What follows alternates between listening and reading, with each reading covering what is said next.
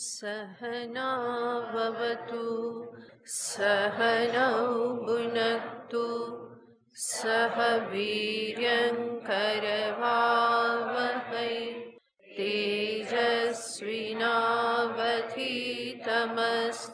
मा विद्विषावहै। ॐ शान्ति शान्ति शान्तिः। शङ्करं शङ्कराचार्यं केशवं बादरायणं सूत्रभाष्यकृतौ वन्दे भगवन्तौ पुनः पुनः। ईश्वरो गुरुरात्मेति मूर्तिभेदविभागिने व्योमवद्व्याप्तदेहाय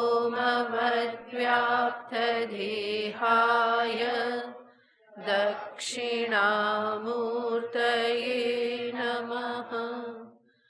ॐ पार्थाय प्रतिबोधितां भगवता नारायणेन स्वयं व्यासेन ग्रथितां पुराणमुनिना मध्ये महाभारतम्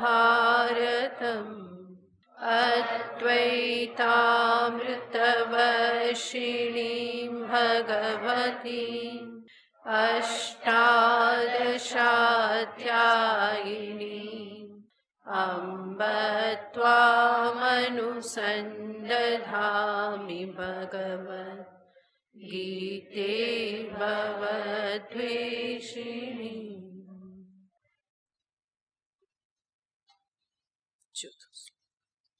श्री भगवानुवाच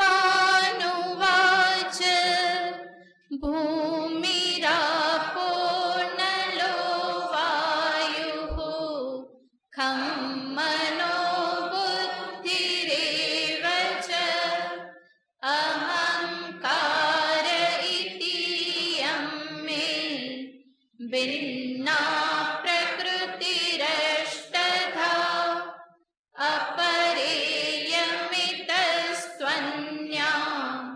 प्रकृतिं विद्धि मे परां जीवभूतां महाबाहो ययेदं धार्यते जगत् एतद्योनीनि भूतानि सर्वाणीत्युपधारय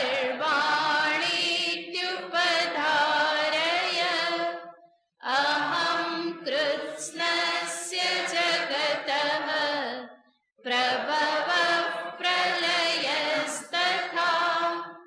मत्तः परतरं नान्यत् किञ्चिदस्ति धनञ्जय मयि सर्वमिदं प्रोतं सूत्रे मणिगणा इव रसोऽहमप्सु कौन्तेय प्रभास्मि शशिसूर्ययोः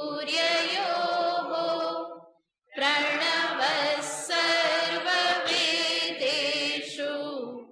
शब्दः खे पौरुषं नृषु पुण्यो गन्धः पृथिव्यां च तेजश्चास्मि विभावसौ जीवनं सर्वभूतेषु तपश्चास्मि तपस्विषु। भगवान श्री कृष्ण चंद्र પોતાની વિભૂતિનું નિરૂપણ કરે છે અને વિભૂતિ નિરૂપણનું મુખ્ય પ્રયોજન છે સર્વત્ર પરમાત્મ દર્શન કરવું. ભગવાન એ પ્રયોજનથી જ આ બધું કહી રહેલા છે. સર્વત્ર ઈશ્વરના દર્શન કરવા, એના અર્થે જ માનવ જીવન પ્રાપ્ત થાય છે. બુદ્ધિને એમાં જ લગાવવાની છે. અને આ બધું કરવાને માટે મનુષ્યએ પોતાના તરફથી પણ પુરુષાર્થ કરવો પડે છે. અને એટલા માટે જ ભગવાન ઉપદેશ આપી રહેલા છે કે જેથી કરીને ભગવાનના ઉપદેશને અનુરૂપ મારી બુદ્ધિ ચલાવી અને હું સર્વત્ર ઈશ્વર દર્શન કરી શકું. આમ પણ ઉપનિષદ શાસ્ત્ર પણ મનુષ્યના જીવનનું લક્ષ્ય દર્શાવતા કહે છે, ઈશાવાસ્યમ ઇદમ સર્વમ. આ જે કંઈ પણ છે એને ઈશ્વર વડે આચ્છાદિત કરવા યોગ્ય છે. બુદ્ધિનો ઉપયોગ અહીંયા જ છે. નામરૂપાત્મક સૃષ્ટિ જે મને જણાય છે એને હું ઈશ્વરથી આચ્છાદિત કરું. જેવી રીતે ઘટનામ ઘટરૂપ જણાય છે એને હું માટીથી આચ્છાદિત કરું. એનો અર્થ ઘટને હું એના વાસ્તવિક માટી સ્વરૂપે જાણું. એવી જ રીતે નામરૂપાત્મક જગતને હું એના વાસ્તવિક પરમાત્મ સ્વરૂપે જાણું. એ જ મનુષ્ય જીવનનું લક્ષ્ય છે. અને અંતે તો પરમાત્મ સ્વરૂપે જાણવું એનો અર્થ છે પોતાના જ આત્મ સ્વરૂપે જાણવું. કારણ કે પરમાત્મા અને હું અંતિમ પારમાર્થિક દ્રષ્ટિથી બંને જુદા નથી. અને એને જ કહેવામાં આવે છે સર્વાત્મ બોધ. બે શબ્દ વાપરવામાં આવે છે, સર્વાત્મ બોધ અને બીજો શબ્દ છે સર્વાત્મ ભાવ. સર્વાત્મ બોધ, બોધ શબ્દ જ્ઞાનને દર્શાવે છે. સર્વ કંઈ મારા જ આત્મ સ્વરૂપ છે. એક જ ચૈતન્યનો વિલાસ છે. ચૈતન્ય મારું સ્વરૂપ છે. અને એટલા માટે વસ્તુતઃ સર્વત્ર ચૈતન્ય જે આત્મા રૂપે રહેલ છે એ મારું જ પોતાનું સ્વરૂપ છે. તો સર્વ કંઈ આત્મ સ્વરૂપ જે આત્મા છે ચૈતન્ય એ વાસ્તવમાં શું છે? હું જ છું. સર્વનો આત્મા હું જ, અહમસ્મી સર્વાત્મા.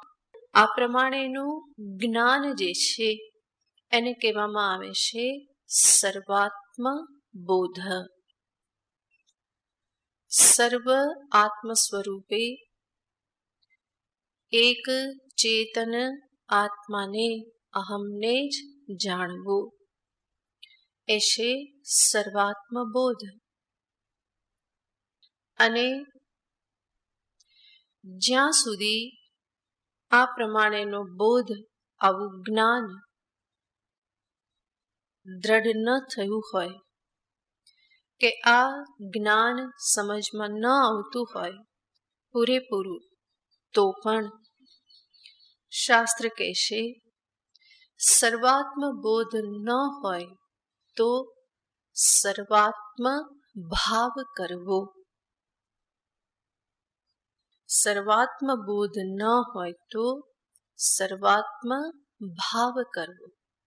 યાને સ્પષ્ટ સમજદારી નથી અને છતાં પણ એ પ્રમાણેની ભાવના કરવી કે સર્વમાં એક જ ચેતન આત્મા રહેલ છે. ભેદભાવનાથ સોહમિત્યસૌ ભાવના ભેદા પાવની મતા. અભેદ ભાવ, એકાત્મ ભાવ પણ પવિત્ર કરનાર છે. તો સમજદારી જ્યાં ન હોય ત્યાં શું કરવાનું? ભાવ કરવાનું. જેમ આપણે ભાવ કરીએ છીએ શાલિગ્રામમાં વિષ્ણુનો ભાવ કરીએ છીએ, લિંગમાં શિવજીનો ભાવ કરીએ છીએ. તો એક ભાવ છે. એવી જ રીતે અહીંયા પણ સર્વાત્મ ભાવ. જણાય ભલે બધા જુદા જુદા, અને છતાં પણ ભાવ શું રાખવો? સર્વમાં એક જ છે. શાલિગ્રામ વડે એ નાના પરિમાણમાં જ દેખાય, પણ એમાં ભાવ શું રાખે છે? વિરાટ વિષ્ણુજી છે. એવી જ રીતે અનેક આત્મા જણાય છે, છતાં પણ એમાં હું ભાવ શું રાખું? સર્વ આત્મ સ્વરૂપે હું જ રહેલ છું. તો આ રીતે ભાવ કરવો એ બોધ માટેનું સાધન બની રહેશે. જ્યાં ભાવ કરવાનો હોય, ભાવના હોય, ત્યાં શ્રદ્ધા મુખ્ય હોય છે. શ્રદ્ધાના બળે શાસ્ત્ર કહેશે, ગુરુ કહેશે, સંતજન કહેશે કે વાસ્તવમાં આત્મા એક જ છે. તો એ શ્રદ્ધા, શાસ્ત્ર, ગુરુ, સંત, ઈશ્વર, આ બધામાં જે શ્રદ્ધા, એના વચનોમાં શ્રદ્ધા, એના પરિણામે ભાવ કરવો એ સરળ થાય છે. તો જ્યાં ભાવ હોય ત્યાં શ્રદ્ધાની પ્રધાનતા હોય છે. બોધ જે છે ત્યાં પ્રમાણની પ્રધાનતા હોય છે, વિચારની પ્રધાનતા હોય છે. બોધ યાને જ્ઞાન. જ્ઞાન હંમેશા પ્રમાણજન્ય હોય, અને એટલા માટે પ્રમાણ વિચાર પૂર્વક જે જ્ઞાન ઉત્પન્ન થયું એને કહેવામાં આવે છે સર્વાત્મ બોધ. તો ભાવમાં શ્રદ્ધાનું પ્રાધાન્ય, બોધમાં વિચાર, પ્રમાણ વિચાર, પ્રમેય વિચાર, એનું પ્રાધાન્ય હોય છે. ભાવ હંમેશા કર્તાને આધીન હોય, અને બોધ વસ્તુને આધીન હોય. ભાવ કર્તાને આધીન, અને જે ભાવ કરનાર જે છે એ ભાવ કરનાર કર્તા એ પોતે એ પ્રમાણે ભાવના કરે છે, સર્વાત્મ ભાવ કરે છે. તો ભાવના, ભાવ એ કર્તૃત્વ મૂલક છે, એમાં કર્તાનું પ્રાધાન્ય છે, કર્તાને અધીન છે. જ્યારે સર્વાત્મ બોધ, બોધ જે કહેવામાં આવે, જ્ઞાન હંમેશા વસ્તુને અધીન અને વસ્તુતંત્ર હોય. જ્ઞાનમાં કોઈ કલ્પના નથી હોતી. જે પ્રમાણેની હકીકત સત્ય વસ્તુ છે એ પ્રમાણેનું જ ભાન, એને કહેવામાં આવે જ્ઞાન. તો સર્વાત્મ ભાવ કર્તાને અધીન છે, સર્વાત્મ બોધ વસ્તુ અધીન છે. જ્યાં ભાવ હોય ત્યાં આવૃત્તિની જરૂર પડે. ભાવ હોય ત્યાં આવૃત્તિ, અને ફરી ફરીને એને કરવાનું રહે, ફરી ફરીને ભાવના કરવાની રહે. તો સર્વાત્મ ભાવ જે છે ત્યાં એ ભાવ છે, એટલા માટે આવૃત્તિની જરૂર છે. વારંવાર એ ભાવના કરવી પડે. અનેકની પાછળ એક જ આત્મા છે, અને એ વાસ્તવમાં હું જ છું, ચેતન આત્મા જ છું. ફરી પાછું ભૂલાઈ જાય, અનેક દર્શન થવા લાગે, ફરી આવૃત્તિ કરવી પડે. ના ના, આ અનેક દેહની પાછળ હું એક ચેતન આત્મા જ છું. ફરી ભૂલાઈ જાય, ફરી યાદ કરવું પડે. તો આ આવૃત્તિ રહેલી છે. જ્ઞાન જ્યાં હોય છે, સ્પષ્ટ બોધ જ્યાં છે, ત્યાં આવૃત્તિની જરૂર નથી પડતી.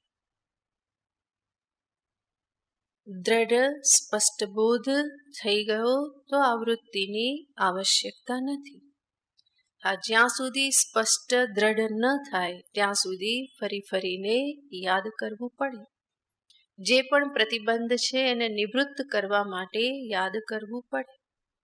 પણ દ્રઢ જ્ઞાન થયું, સંશય વિપર્ય રહિત જ્ઞાન થયું, તો ત્યાં આવૃત્તિ કોઈ સ્થાન રાખતી નથી. તો આ રીતે સર્વાત્મ બોધ અને સર્વાત્મ ભાવ એ બંનેમાં ભેદ રહેલો છે. સર્વાત્મ બોધ પ્રાપ્ત કરવાને માટે સર્વાત્મ ભાવ એ સાધન છે.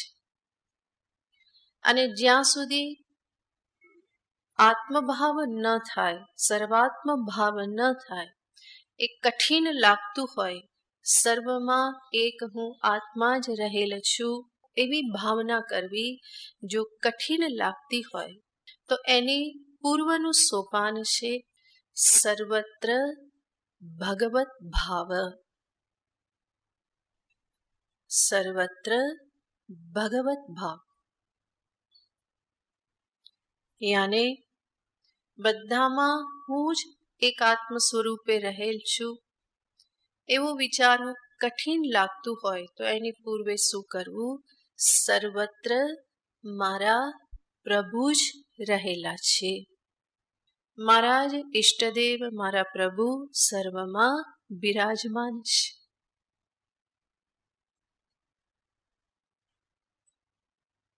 તો આ રીતે શરૂઆત ભગવત ભાવથી કરવી અને ભગવત ભાવ બની રહે એ થઈ શકે એટલા માટે વિભૂતિનું નિરૂપણ કરવામાં આવે છે. ભગવાન એ અર્થે જ વિભૂતિ નિરૂપણ કરે છે. 10મો અધ્યાય આખો વિભૂતિ યોગ છે. અહીંયા સંક્ષેપમાં ભગવાન કરી રહેલા છે. તો વિભૂતિ નિરૂપણનું પ્રયોજન છે સર્વત્ર ઈશ્વર દર્શન. સર્વત્ર ભગવત ભાવ જે છે એ સાધન છે સર્વાત્મ ભાવને માટે. સર્વાત્મ ભાવ એ સાધન છે સર્વાત્મ બોધને માટે. તો આ પ્રમાણે આ સાધનાના સોપાન છે.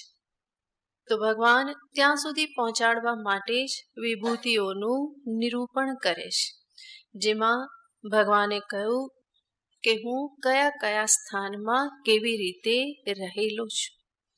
જે જ્ઞાની મહાપુરુષ છે એના માટે આ દર્શન એ બહુ સહજ છે. સર્વત્ર એક તત્વનું દર્શન, અહમ ભાવે દર્શન એ એના માટે સહજ છે, સર્વાત્મ બોધ છે. સાધક જે છે એ ફરી ફરી સર્વાત્મ બોધને માટે વિવેક કરતો રહેશે. વિવેક સાધ્ય છે અને બોધ ન થાય તો ભાવના પણ કરતો રહે. અને જે ભક્ત જે છે જિજ્ઞાસુ આ પ્રમાણે ભાવના કરે, વિવેક કરે. અને ભક્ત જે છે એ શ્રદ્ધાપૂર્વક સર્વત્ર ભગવત ભાવ કરે છે. તો આ રીતે જ્ઞાની, જિજ્ઞાસુ, ભક્ત, સાધક આ બધાની આ જુદી જુદી એક અવસ્થા છે. ભગવાન અંતિમ અવસ્થા સુધી પહોંચાડવા માટે જ વિભૂતિનું વર્ણન કરે છે કે જેથી કરીને આ જગતમાં ઈશ્વર દર્શનનો પ્રારંભ થાય. જે કેવલ જગત દર્શન જ કરતો રહેશે તો એની જગ્યાએ સાધક ભક્ત જે છે એ ધીમે ધીમે ભગવત ભાવને ધારણ કરે. અને એના માટે આ બધા સ્થાન ભગવાને દર્શાવ્યા. રસોહમ અપ્સુ કૌંતેય પ્રભાસ્મિ શશી સૂર્યયોઃ. આગળ કહ્યું પુણ્યો ગંધ પૃથિવ્યામ ચ તેજશ્ચાસ્મિ વિભાવસૌ જીવનમ સર્વભૂતેષુ તપશ્ચાસ્મિ તપસ્વીષુ. તો છેલ્લે ભગવાને કહ્યું કે હું સર્વ તપસ્વીઓનું તપ છું, સર્વભૂતોનું જીવન હું છું. અને કહેશે તપ રૂપે પણ હું જ રહેલો છું. તપો મેં હૃદયમ સાક્ષાત. ભગવાન કહેશે તપશ્ચર્યા એ સાક્ષાત મારું હૃદય છે. તપ શબ્દના ઘણા બધા અર્થ થાય છે, પણ અહીંયા તપ શબ્દનો મુખ્ય અર્થ થાય છે સહન કરવું, સહન શક્તિ. તપશ્ચર્યા સમસ્ત સૃષ્ટિના મૂળમાં તપ રહેલું છે. સૃષ્ટિની ઉત્પત્તિ જ તપથી કહેવામાં આવે છે. સતપો તપ્યત સતપસ્તપ્ત્વા ઇદગુમ સર્વમ સૃજત. તૈત્રેય ઉપનિષદમાં તમે ભણશો તો ત્યાં તપ છે. એ તપ જ્ઞાનરૂપ તપ કહેવામાં આવે છે. અને અહીંયા જે તપ શબ્દની વાત છે એ મુખ્ય શક્તિ, સહન શક્તિ રૂપ જે તપ જે છે એની વાત છે. તપશ્ચર્યા જે કરવામાં આવે. ભગવાન નરનારાયણ એ તપસ્વી છે. બદ્રી ક્ષેત્રમાં રહી અને તપશ્ચર્યા કરે છે. એ તપશ્ચર્યા શેના માટે છે? સૃષ્ટિની સ્થિતિને અર્થે.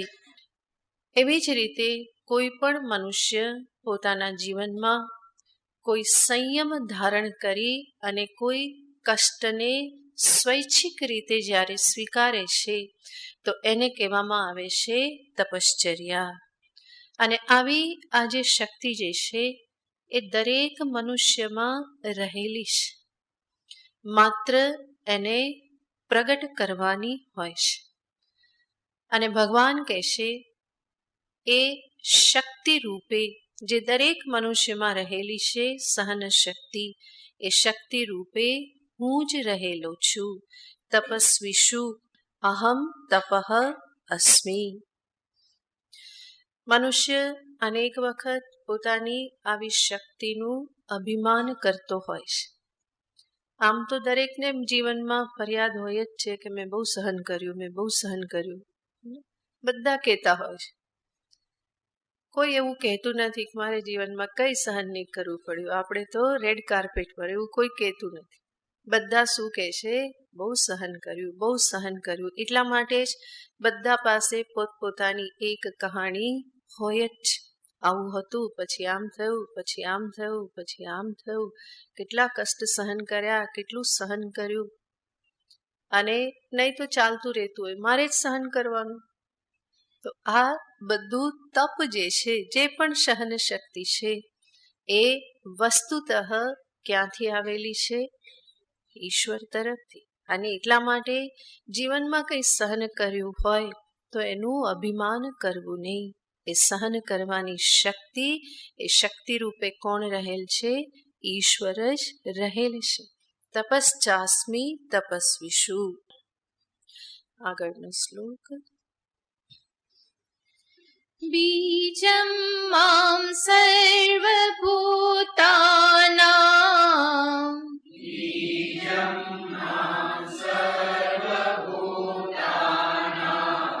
વિદ્ધિ પાર્થ સનાતનમ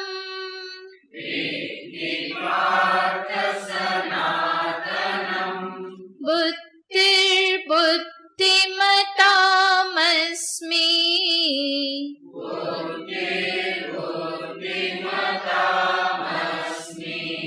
તેજસ્તેજસ્વી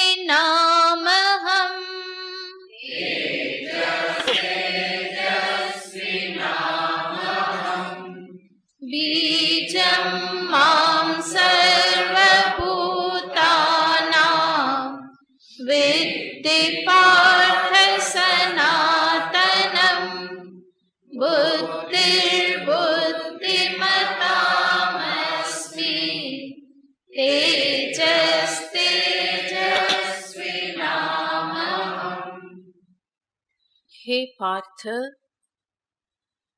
સર્વભૂતાનાં બીજમ સનાતનમ બીજમ મામ વિદ્ધિ.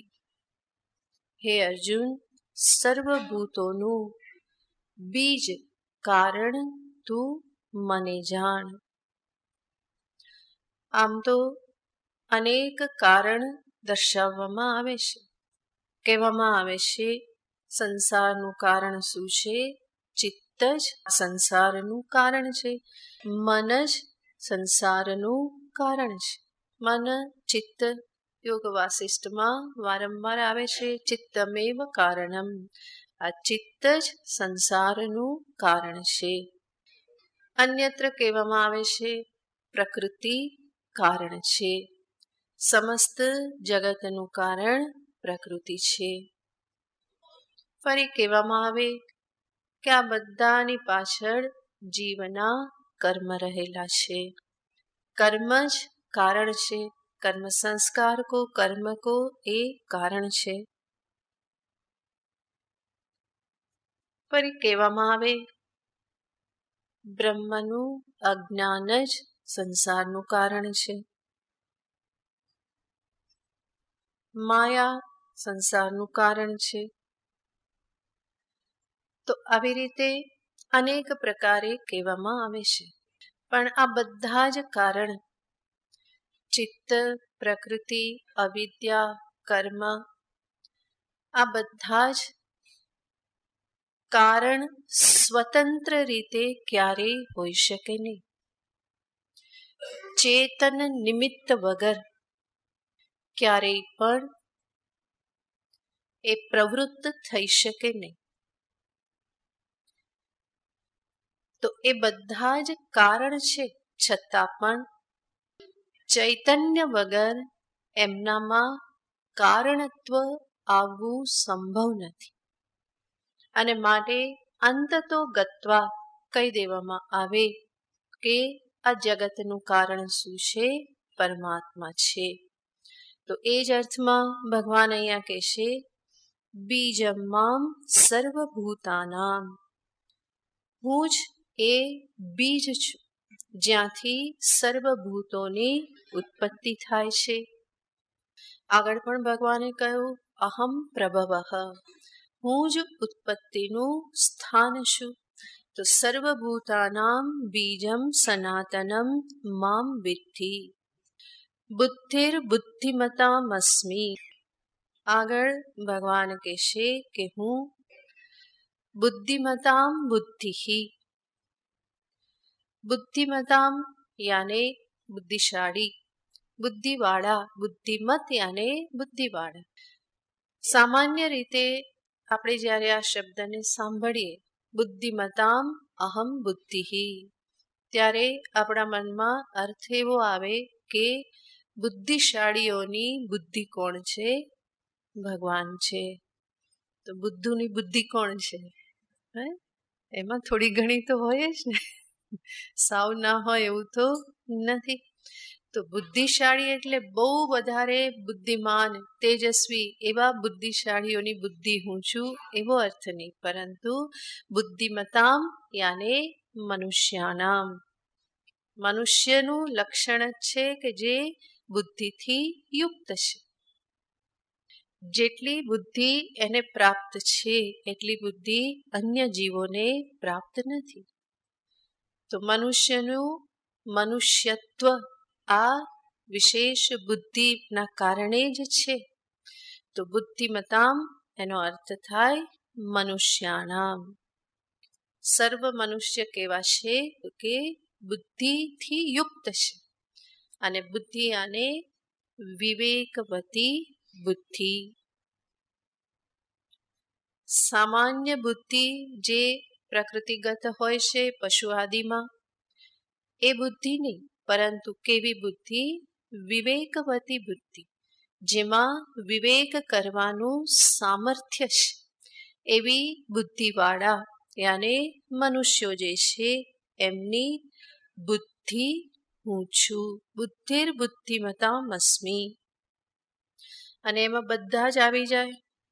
અલ્પ બુદ્ધિ કે મંદ બુદ્ધિ વાળાની બુદ્ધિ પણ કોણ છે? ઈશ્વર છે. અને અતિ તેજસ્વી બુદ્ધિ વાળા જે છે એમની બુદ્ધિ રૂપે પણ કોણ છે? ઈશ્વર જ રહેલ છે. બુદ્ધિ આને જે વિવેક કરે, જ્ઞાન પ્રાપ્ત કરે, તો જ્ઞાન શક્તિ તો કોની છે? પરમાત્માની જ છે. અને એટલા માટે સર્વની અંદર જે કંઈ પણ બુદ્ધિ છે એ પરમાત્માની જ શક્તિ છે. અને આ બુદ્ધિ શક્તિથી જ સંસાર બંધનની નિવૃત્તિ કરવી સંભવ બને છે. એના વગર આ બંધન ક્યારેય પણ કાપી ના શકાય. એટલે જ ફરી ફરીને કહેવામાં આવે છે કે એ બુદ્ધિનો ઉપયોગ આના માટે જ છે. એટલે મનુષ્ય જીવનનું પ્રયોજન દર્શાવવામાં આવે છે. પોતાના અજ્ઞાનને, અવિદ્યાને, જેના કારણે સંસાર બંધન છે એને નિવૃત્ત કરવામાં જીવનનું સાફલ્ય છે. કારણ કે એ નિવૃત્ત કરવાને માટે જેવી બુદ્ધિ જોઈએ એવી બુદ્ધિ કેવળ મનુષ્ય પાસે છે. અન્ય જીવ જંતુ પાસે, પશુ પંખી પાસે એવી બુદ્ધિ છે નહીં. માટે એ બુદ્ધિનો ઉપયોગ આત્મશ્રેય, કલ્યાણને માટે કરવો એ બહુ જ મહત્વનું છે. તો ભગવાન અહીંયા કહે છે કે એ શક્તિ જે છે એ શક્તિ વાસ્તવમાં હું જ છું, કે જેના કારણે મનુષ્ય સંસારથી મુક્ત થઈ શકે છે. વસ્તુતઃ બુદ્ધિ જે છે એ જડ છે. અને એ જડ બુદ્ધિમાં ચૈતન્યને અભિવ્યક્ત કરવાનું સામર્થ્ય છે. બુદ્ધિની વૃત્તિ કે જે ચૈતન્યથી સંમિલિત થઈ અને મને જ્ઞાન પ્રાપ્ત કરાવે છે. તો જડ હોવા છતાં પણ એમાં જે આ સામર્થ્ય છે એ પણ શેના કારણે છે? ચૈતન્યના કારણે. બુદ્ધિવૃત્તિમાં ચૈતન્ય પ્રતિફલિત થાય છે, જેના પરિણામે બુદ્ધિવૃત્તિથી પદાર્થોનું જ્ઞાન થાય છે. અને એટલા માટે કહેવામાં આવે છે કે આ બુદ્ધિ વાસ્તવમાં જડ છે, અનાત્મા છે, અનૃત છે, અને છતાં પણ સત્યને પ્રાપ્ત કરાવનારી છે. એને જે કહેવામાં આવે અસત્યથી સત્યની પ્રાપ્તિ. અને આવી રીતે જે બુદ્ધિનો ઉપયોગ કરે એને જ સુભાષિતમાં કહે છે એશા બુદ્ધિમતામ બુદ્ધિ મનીષા ચ મનીષિણામ યત સત્યમનૃતે નેહ સત્યે નાપ્નોતિ મામૃતમ. કહેવામાં આવ્યું કે આ જ બુદ્ધિમાનોની બુદ્ધિ છે, મનીષીઓની મનીષા છે, કે જે વસ્તુતઃ અનૃત અસત્ય હોવા છતાં પણ એના થકી સત્ય એવા મને પ્રાપ્ત કરી લેશે. તો ભગવાન કહેશે કે આવી બુદ્ધિ અને બુદ્ધિમાં પ્રગટ થતું ચૈતન્ય જેનાથી જ્ઞાન પ્રાપ્ત થાય છે એ વસ્તુતઃ કોણ છે? હું જ છું. મારી જ એ શક્તિ છે. મેં જ એ બુદ્ધિમાં એ શક્તિ મૂકેલી છે કે જેના થકી જ્ઞાન પ્રાપ્ત થઈ શકે. તો બુદ્ધિર બુદ્ધિમતામસ્મિ તેજસ તેજસ્વીનામહમ.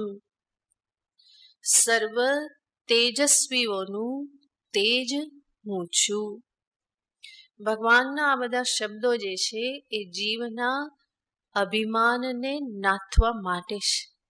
કારણ કે જીવ આનું જ અભિમાન કરતો હોય છે, પોતાની સહન શક્તિનું, પોતાની બુદ્ધિનું, પોતાની તેજસ્વીતાનું, એનું એ અભિમાન કરતો રહેતો હોય છે. ભગવાન કહેશે અભિમાન કરવાની જગ્યાએ એ રૂપે તું મને જાણ તો તારું કલ્યાણ થશે. અભિમાન તને પતન કરાવશે, પણ એ સ્વરૂપે તું મને જાણીશ તો તારું કલ્યાણ થશે. તો ભગવાન અહંકારને નાથવા માટે જ આ બધા શબ્દો કહે છે. તેજસ તેજસ્વીનામહમ. સર્વ તેજસ્વી લોકોનું તેજ હું છું. તેજ શબ્દનો અર્થ થાય છે એક પ્રકારનો પ્રભાવ. પ્રાગલ્ભ્ય, એવો પ્રભાવ કે જેના પરિણામે એ વ્યક્તિ કોઈનાથી દબાઈ જતી નથી, હારી જતી નથી. અધર્મ અન્યાયથી દબાઈ ન જવું, લોભ મોહ મદ આદિથી એના વશમાં ન આવી જવું. આ જે શક્તિ જે છે એને કહેવામાં આવે છે તેજ. જે તેજ ધર્મ પાલનથી, કર્તવ્ય પાલનથી, નીતિના માર્ગે ચાલવાથી, નિસ્વાર્થ રહેવાથી, પ્રામાણિક રહેવાથી આ પ્રકારનું તેજ પ્રાપ્ત થતું હોય છે. ભગવાન કહેશે કે એ તેજ રૂપે પણ હું જ રહેલો છું. જે તેજના કારણે, જે શક્તિના કારણે મનુષ્ય કોઈ પણ પરિસ્થિતિમાં દુઃખથી વિચલિત થતો નથી. કોઈ પરિસ્થિતિમાં એ ધર્મને છોડતો નથી. કોઈ પરિસ્થિતિમાં એ નિરાશ થઈ અને બેસી જતો નથી. તો આ બધાની પાછળ જે શક્તિ છે એને કહેવામાં આવે છે તેજ, પ્રાગલ્ભ્ય. અને આ શક્તિ રૂપે ભગવાન કહે છે હું જ રહેલો છું. આ જે તેજ જે છે એ એક પ્રકારનું આત્મબળ છે, આત્મશક્તિ જ છે, જેના કારણે હારવું પડતું નથી, ઝૂકવું પડતું નથી, દબાઈ જવું પડતું નથી. એવી આ એક શક્તિ છે. અને ભગવાન કહેશે કે શક્તિ રૂપે હું જ રહેલો છું. એ પ્રભાવ રૂપે હું જ છું. આ તેજ કે પ્રભાવ એ કોઈ કેવળ શરીરથી પ્રગટ થતી વસ્તુ નથી, પણ એ એક પ્રકારનું આત્મબળ, આત્મશક્તિ છે. જે તેજ મહાત્મા ગાંધીમાં હતું, બધા જ એનાથી પ્રભાવિત હતા. એની સાથે વાત કરવામાં અંગ્રેજોને ડર લાગતો હતો. મીટિંગમાં અગર બાપુ આવવાના હોય અને એની સામે જ આમને સામને મીટિંગ કરવાની હોય તો પેલા અંગ્રેજે બહુ તૈયારી કરવી પડતી હતી કે આ બુઢ્ઢો જે છે એવું જ કહેતા કે આ ઓલ્ડ મેન, આ બુઢ્ઢો, આ ડોસો જે છે એ આપણને કોઈ રીતે જીતવા નહીં દે, ક્યાંકથી આપણને પકડી લેશે. તો એ પ્રભાવ હતો બાપુમાં. કોઈ વ્યક્તિત્વ એવું હતું નહીં, એવું કોઈ એકદમ પ્રભાવશાળી કે એવા દેખાવડા કે એવું કોઈ એમની સુંદરતા કે એવું કંઈ જ હતું નહીં. પણ જે પ્રભાવ હતો એ શું હતો? એમનું આત્મબળ હતું. ઝૂકવું નહીં, એ ન ઝૂકવાનો જે સ્વભાવ, ન દબાવવું એ જે સ્વભાવ, એ જ શું હતું? એમનો પ્રભાવ હતો. અને એના જ પ્રભાવની છાયામાં બીજા કેટલા બધા એમની પાછળ ચાલવા લાગતા હતા. એ લાકડી લઈને ચાલે અને એની પાછળ કેટલા બધા ઊભા થઈ જાય. એમના એક હાંક પડે અને કેટલા બધા પ્રેરિત થઈ જાય. તો એને કહેવાય પ્રભાવ. તો એ પ્રભાવ તેજ રૂપે ભગવાન કહેશે હું જ રહેલો છું. તેજસ તેજસ્વિનામહમ. આગળ. बलं बलवतां चाहं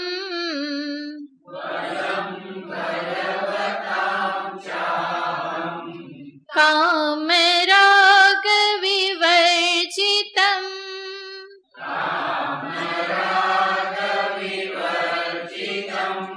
धर्मा विरुद्धो भूतेषु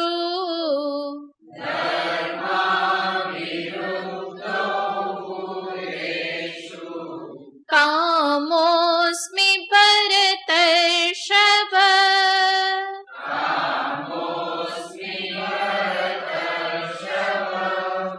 बलं बलवतां चाहं कामराग विवर्जितं धर्मा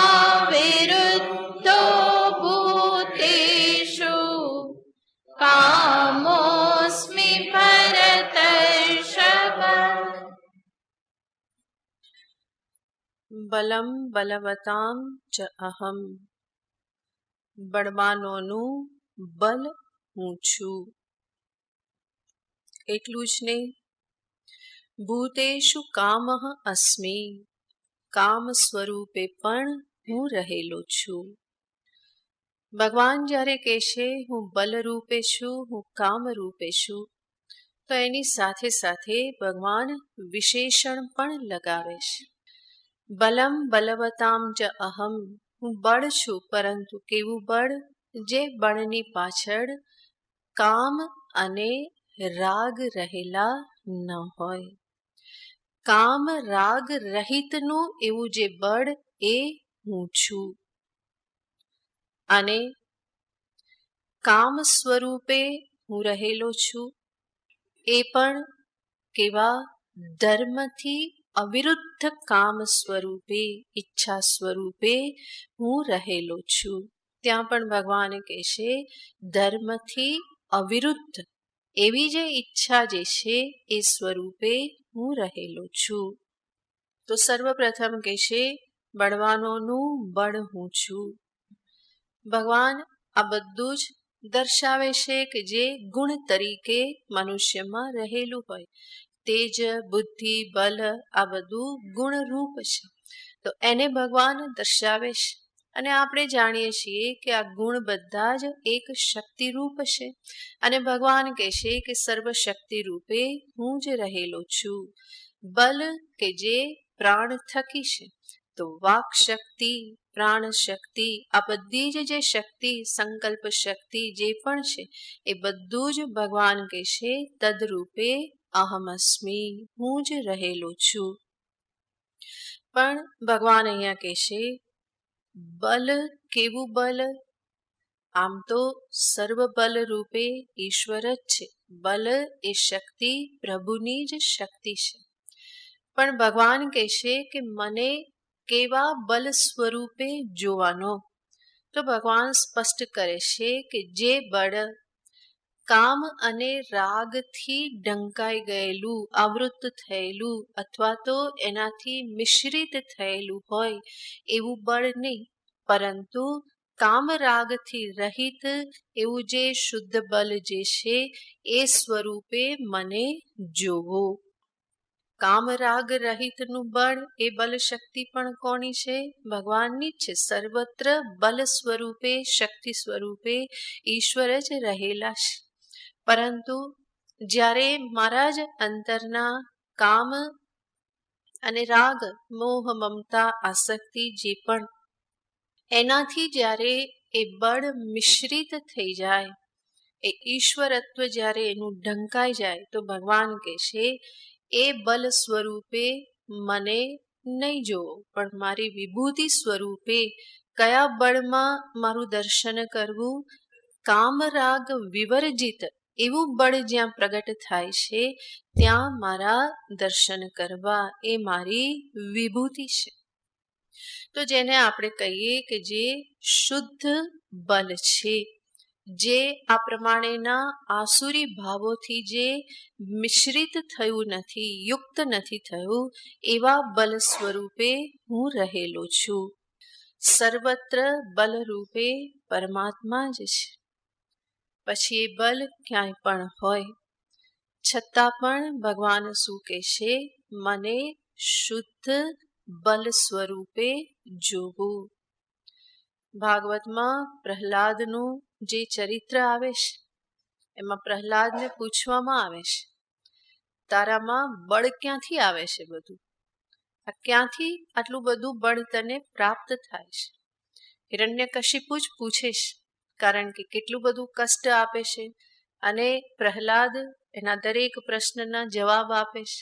તો હિરણ્યકશિપુ પૂછે છે કે આ શક્તિ તારામાં આવે છે ક્યાંથી? આ બળ તારામાં ક્યાંથી આવે છે? ત્યારે પ્રહલાદ એમને ઉત્તર આપે છે, કહેશે કે હે રાજન, ન કેવલમ મે ભવતશ્ચ, કેવળ મારું જ બળ નહીં, આપનામાં જે બળ જે છે એ પણ એ જ પરમાત્મામાંથી આવે છે. ન કેવલમ મે ભવતશ્ચ રાજન, સવૈ બલમ બલિનામ ચાપરેશામ, એ જ સર્વ બલિઓનું બળ છે. માત્ર મારી પાછળ નહીં, તમારી પાછળ પણ આ જે બધું બળ કામ કરે છે કોનું છે? એનું જ બળ છે. તો સર્વત્ર બલ તો ઈશ્વરનું જ છે. છતાં પણ ભગવાન કહેશે કે જ્યારે મારી વિભૂતિ સ્વરૂપે જ્યારે દર્શન કરવું હોય તો એ કયા બલમાં મને જોવાનો? જે કામરાગ વિવર્જિત એવું જે બલ જે છે એમાં મને જોવાનો. પૃથ્વી, સમગ્ર સૃષ્ટિ, એનો પણ વિચાર કરીએ તો એ પણ એક ઈશ્વરીય બલના આધારે જ ટકી રહેલ છે. સમસ્ત સૃષ્ટિની સ્થિતિ જે છે એ શેના આધારે છે? બલના આધારે. જે બલને આપણે શું કહીએ છીએ? ગુરુત્વાકર્ષણ બલ. તો આખી સૃષ્ટિમાં ઈશ્વરનું બલ વ્યાપ્ત છે, જેના આધારે આ બધું અદ્દર પદ્દર બધું ટકી રહેલું છે. કોઈ આધાર વગર, સ્થૂળ કોઈ આધાર નથી, પરંતુ ઈશ્વરીય બલથી આ બધું જ પોતપોતાના સ્થાનમાં ટકી રહેલ છે. તો સમસ્ત સૃષ્ટિમાં બલ વ્યાપ્ત છે અને મનુષ્યમાં પણ એ જ ઈશ્વરીય બલ જે છે એ વ્યક્ત થાય છે. પણ જ્યારે એ શુદ્ધ રૂપે વ્યક્ત થાય તો એ મનુષ્યનું કલ્યાણ કરનારું બને. અને જ્યારે આસુરી ભાવોથી યુક્ત થઈ અને એ વ્યક્ત થાય તો એ મનુષ્યનું પતન કરનારું બને છે. એટલા માટે સંતો વિચાર કરીને કહેશે કે જ્યારે મનુષ્ય રાગથી યુક્ત થઈ કોઈ બલપૂર્વક પદાર્થની પ્રાપ્તિ કરે તો ત્યારે એ પરાધીન બને છે. યાને રાગ સહિતના બલથી થયેલો પ્રયત્ન, એનાથી થયેલી પદાર્થ પ્રાપ્તિ એ એને પરાધીન બનાવે છે. કામથી યુક્ત થઈ અને બલ પ્રયોગ કર્યો એ વસ્તુ એને કંગાળ બનાવે છે. લોભથી યુક્ત થઈ બલ પ્રયોગ કર્યો તો એને દીન બનાવે છે. ક્રોધથી યુક્ત થઈ બલ પ્રયોગ કર્યો તો એને હિંસક બનાવે છે.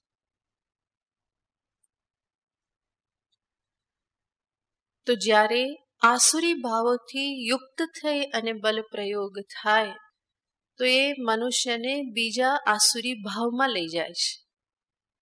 જ્યારે શુદ્ધ બલનો પ્રયોગ થાય, એ બલથી એ જ્યારે બીજાને મદદ કરે, પોતાના જીવનમાં સંયમ ધારણ કરે, તો એ બલથી જ્યારે કંઈ પણ કરે તો એ એના જીવનમાં દૈવી સંપત્તિને લાવે છે. તો જેવી રીતે બલ પ્રયોગ કરવામાં આવે એના આધારે એ દૈવી કે આસુરી ભાવને પ્રાપ્ત કરે છે. આસુરી ભાવથી યુક્ત બલ પ્રયોગથી વધારે આસુરી ભાવને પ્રાપ્ત કરે, દૈવી ભાવથી યુક્ત બલ પ્રયોગથી એ વધારે દૈવી ભાવને પ્રાપ્ત કરે છે. તો ભગવાનનું કહેવાનું તાત્પર્ય છે, મારી વિભૂતિ સ્વરૂપે કયા બલને જોવાનું? કામ રાગ વિવર્જિતમ, કે જેના થકી એ પોતાનું પણ કલ્યાણ કરે, બીજાનું પણ કલ્યાણ કરે છે. અને સાચું બલ તો આ જ છે, સ્વયં પર સંયમ રાખી અને પરહિત કાજે બલનો પ્રયોગ કરવો, આ જ સાચું પવિત્ર બલ છે. તો બલવતામ બલમ અહમસ્મી, કામરાગ વિવર્જિતમ, ધર્મા વિરુદ્ધો ભૂતેષુ કામોસ્મી ભરતર્ષભ. હે ભરતર્ષભ, કામ સ્વરૂપે, ઈચ્છા સ્વરૂપે હું રહેલો છું. પણ એ કામ કેવો હોવો જોઈએ? ધર્મથી અવિરુદ્ધ. એ કામ કે જે પ્રજનન શક્તિ રૂપે પ્રગટ થતો હોય કે પછી ઈચ્છા સ્વરૂપે જ્યારે એ પ્રગટ થતું હોય, તો ભગવાન કહેશે જ્યારે એ ધર્મથી અવિરુદ્ધ હોય તો એવી ઈચ્છા સ્વરૂપે હું રહેલો છું. અને પ્રજનન શક્તિ સ્વરૂપે જ્યારે કામ પ્રગટ થાય તો ત્યાં પણ જ્યારે એ ધર્મ માર્ગે હોય, ધર્મ પ્રજા અભિવૃદ્ધ્યર્થમ, ધર્મ રક્ષક પ્રજા અભિવૃદ્ધ્યર્થમ જ્યારે એનો પ્રયોગ કરવામાં આવે તો ભગવાન કહેશે એ સૃજન શક્તિ રૂપે પણ હું રહેલો છું. પણ એ કેવું હોવું જોઈએ? ધર્મથી અવિરુદ્ધ. અને સામાન્ય અર્થ લઈએ કામયાને ઈચ્છા, કોઈ પણ કામના યાને ઈચ્છા. ભગવાન કહેશે કે ઈચ્છા શક્તિ રૂપે હું જ રહેલો છું. ઈચ્છા શક્તિ, ક્રિયા શક્તિ, જ્ઞાન શક્તિ, આ બધી શક્તિ સ્વરૂપે ઈશ્વર જ રહેલા છે. તો ઈચ્છા જે કંઈ મનુષ્યના મનમાં ઈચ્છાઓ ઉત્પન્ન થાય છે એ ઈચ્છા શક્તિ સ્વરૂપે પરમાત્મા છે. પણ ત્યાં પણ ભગવાન કહેશે કે ઈચ્છા કેવી? ધર્મથી અવિરુદ્ધ. ગમે તે ઈચ્છાને તમે કહો કે મને કોઈ થપ્પડ મારવાની ઈચ્છા થઈ ગઈ છે, એ ઈચ્છા રૂપે કોણ છે? ઈશ્વર જ છે. તો એવી રીતે નહીં, એવી ઈચ્છા નહીં. કેવી ઈચ્છા? ધર્મથી અવિરુદ્ધ ઈચ્છા. ધર્મથી અવિરુદ્ધ ઈચ્છા યાને જે સ્વ પર કલ્યાણ કરનારી છે એવી ઈચ્છા. ધન પ્રાપ્તિની ઈચ્છા, યશ પ્રાપ્તિની ઈચ્છા, સત્તા પ્રાપ્તિની ઈચ્છા, આ સર્વ ઈચ્છા સ્વરૂપે પરમાત્મા જ રહેલા છે. પણ એની પાછળ મુખ્ય આશય શું હોવો જોઈએ? બહુજન હિતાય, બહુજન સુખાય. તો એવી ઈચ્છા જે છે, જે પરકલ્યાણ કરનાર, આત્મકલ્યાણ કરનાર એવી ઈચ્છા શક્તિ રૂપે ભગવાન કહેશે હું જ રહેલો છું. જો ઈચ્છા શક્તિ જેવું કંઈ હોત જ નહીં, ઈચ્છા ઉત્પન્ન જ ના થતી હોત તો ઈશ્વર પ્રાપ્તિની, સત્સંગ કરવાની, મોક્ષ પ્રાપ્ત કરવાની એ ઈચ્છા પણ ઉત્પન્ન ન થાય. તો ઈચ્છા સ્વયં ખરાબ વસ્તુ નથી, પરંતુ એ ઈચ્છા શક્તિનો ઉપયોગ કયા માર્ગે કરવામાં આવે છે એના ઉપર આધાર રહેશે કે એ ઈચ્છાઓ મારું કલ્યાણ કરશે કે પતન તરફ લઈ જશે. માટે ભગવાન અહીંયા કહેશે કે જ્યારે ઈચ્છા સ્વરૂપે મને જોવો હોય એ ઈચ્છા શક્તિ રૂપે, તો પણ કેવી ઈચ્છા શક્તિ રૂપે જોવાનો? ધર્મથી અવિરુદ્ધ એવી ઈચ્છા. તો ઈચ્છા ખરાબ નથી, પણ ઈચ્છા ધર્મના અર્થે હોવી જોઈએ. આપણા શાસ્ત્રમાં એનો નિષેધ નથી, બલકે રુદ્રી પછી આખું ચમકમ જે છે એમાં તો શું છે? બધી ઈચ્છાઓ જ છે. ચમકમ, ચમકમનો અર્થ થાય છે ચમે ચમે ચમે, એમાં આવ્યા કરે. ચમે ચમે ચમે ચમે યાને આ પણ મને મળે, આ પણ મને મળે, આ પણ મને મળે. ચ યાને આ, અને મેં યાને મને. તો આ પણ મને મળે, આ પણ મને મળે. આખું ચમકમ શેના માટે છે? એના માટે જ છે. તો શાસ્ત્ર ઈચ્છાનો નિષેધ નથી કરતું, પરંતુ ત્યાં જે પણ મળે એવું કહેવામાં આવેલું છે, બધું જ માગી લીધું છે. રાઈ મળે, જીરું મળે, મેથી મળે, એ બધું જ એમાં આવી જાય છે. પશુ મળે, ધન મળે, સુવર્ણ મળે, બધું મને પ્રાપ્ત થાઓ. ચમે ચમે ચમે, એના પરથી ચમકમ છે. તો એ ઈચ્છાનો વિરોધ શાસ્ત્ર કરતું નથી, પરંતુ આ બધું જે મળે એનો ઉપયોગ એ શેમાં કરે છે? કલ્યાણને અર્થે કરે છે. સ્વના કલ્યાણને અર્થે યજ્ઞ યાગાદિ કરે, એમાં એ બધાનો ઉપયોગ થાય. પર કલ્યાણને અર્થે પણ કરે. તો એવી ઈચ્છાનો નિષેધ નથી. રાજાઓ પણ ઈચ્છા કરતા હતા, આ પ્રાપ્ત થાય, આ પ્રાપ્ત થાય, ધર્મ માર્ગે, ધર્મ અભિવૃદ્ધિ અર્થે. પુત્ર આદિની ઈચ્છા, સંતાન ઈચ્છા, શાસ્ત્રમાં એનો કોઈ નિષેધ નથી, પણ કહેવામાં આવે છે કે સંતાન પ્રાપ્તિ શેના માટે? ધર્મ પ્રજા અભિવૃદ્ધ્યર્થમ, ધર્મનું રક્ષણ કરનારી પ્રજા, સંતાન પ્રાપ્ત થાઓ, કે જેથી કરીને જે પણ આ પરંપરા, જે કૌટુંબિક પરંપરા જે છે, વિધિ વિધાન યજ્ઞ યાગ આદિ, જે પણ વેદ રક્ષણ આદિ જે પણ પરંપરા જે છે એ પરંપરા જળવાઈ રહે. તો આ આપણી આખી એક વૈદિક જીવન પદ્ધતિ હતી કે અમુક ઉંમર થાય, મનુષ્ય વાનપ્રસ્થ સ્વીકાર કરે અને ત્યારે જે કંઈ પણ એ જીવનમાં વૈદિક કર્મ કરતા હોય, જે પણ અગ્નિનું આવાહન કરેલું હતું, એને એ વાનપ્રસ્થી તરીકે જ્યારે આગળ જાય ત્યારે પુત્રને બોલાવી અને એ બધું એ સોંપતા જાય છે. તો એક કહેવામાં આવે કે જે કંઈ પણ ધર્મ પરંપરા, વૈદિક કર્મ પરંપરા જે કુટુંબમાં છે એ જળવાઈ રહે, એના અર્થે પિતા શું કરતા હતા? તો કે સંતાન પ્રાપ્તિની ઈચ્છા કરે. તો ધર્મ પ્રજા અભિવૃદ્ધ્યર્થમ, એ ધર્મનું પાલન કરે, ધર્મનું રક્ષણ કરે, ધર્મનો પ્રચાર કરે, એવા સંતાનની ઈચ્છા કરે. તો એવા સંતાનની ઈચ્છામાં કંઈ ખોટું કહેવામાં આવતું નથી ગૃહસ્થને માટે, બલકે રાજાઓને માટે સંતાન પ્રાપ્તિને અર્થે પુત્ર કામેષ્ટિ યજ્ઞ દર્શાવવામાં આવે છે કે જે યજ્ઞ કરે તો પુત્રની પ્રાપ્તિ થાય. ક્ષત્રિયને માટે એ કહેવામાં આવે છે. તો ઈચ્છાઓનો કોઈ નિષેધ નથી, પણ એ ઈચ્છા કેવી હોવી જોઈએ? ધર્મ માર્ગે થયેલી ઈચ્છા હોવી જોઈએ.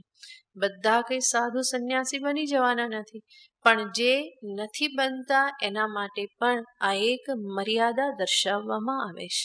ઈચ્છા કરો, પણ કેવી ઈચ્છા કરો? ધર્મથી અવિરુદ્ધ એવી ઈચ્છા કરો કે જે ઈચ્છાથી તમારું અંતર શુદ્ધ થાય, જેની પૂર્તિ થાય, જે પૂર્તિના પરિપાકે આગળ જતા તમારું અંતર શુદ્ધ થાય અને અંતે એવી એક ઈચ્છા ઉત્પન્ન થાય કે બીજી બધી જ ઈચ્છાઓ શાંત થઈ જાય, અને એ ઈચ્છા છે મુમુક્ષા.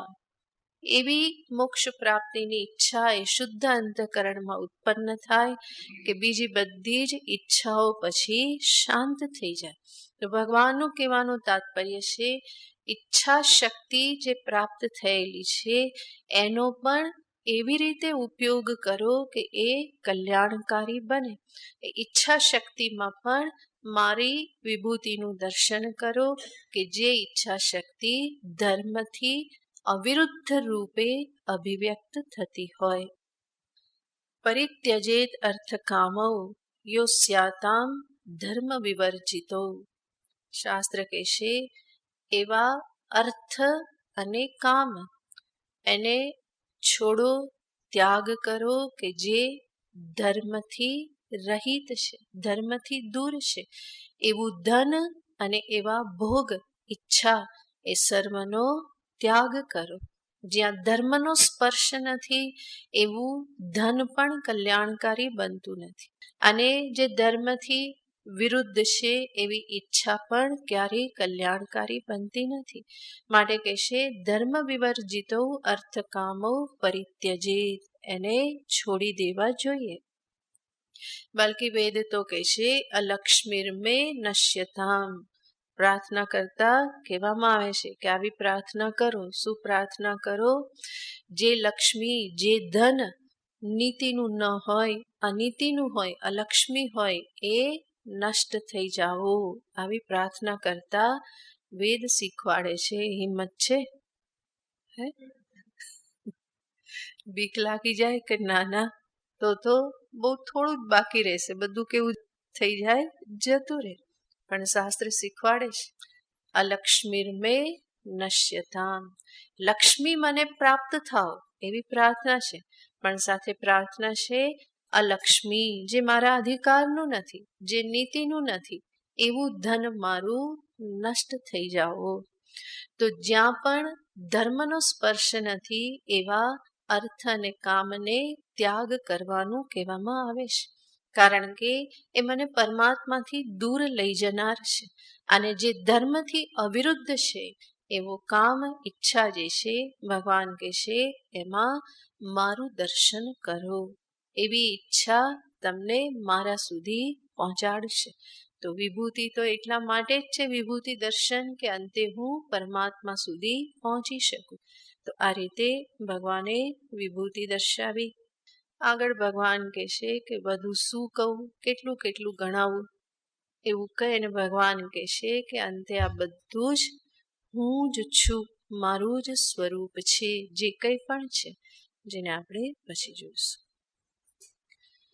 ઓમ પૂર્ણમદ પૂર્ણમિદં પૂર્ણાત પૂર્ણમુદચ્યતે પૂર્ણસ્ય પૂર્ણમાદાય પૂર્ણમેવાવશિષ્યતે. ઓમ શાંતિ શાંતિ શાંતિ. હરિ ઓમ શ્રી ગુરુભ્યો નમઃ. હરિ ઓમ.